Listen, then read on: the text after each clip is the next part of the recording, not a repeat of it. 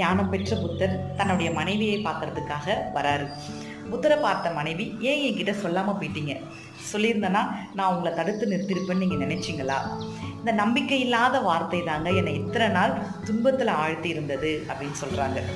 புத்தரும், இல்லை, நான் உங்ககிட்ட சொல்லிட்டு போயிருந்தா உன்னை பார்த்த உடனே என்னுடைய மனது மாறி இருக்கும், அதனால தான் நான் சொல்லாமல் போயிட்டேன் அப்படின்னு சொல்கிறாரு.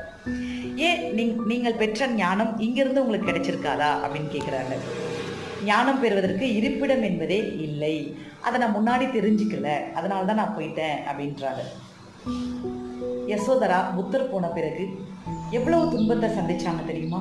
தன்னுடைய தலையை மொட்டை அடிச்சுக்கிட்டாங்க, தன்னுடைய ஆடைகளை அலங்கோலமாக்கிக்கிட்டாங்க, தன்னுடைய அழகையெல்லாம் கெடுத்து தன் ஒரே மகனுக்காக வாழ்ந்தவள் தான் யசோதரா. எல்லாத்தையும் துறந்து துறவியானவர் தான் புத்தர். ஆனால் எல்லா துயரத்தையும் மனதில் வைத்துக்கொண்டு துறவியாக வாழ்ந்தவள்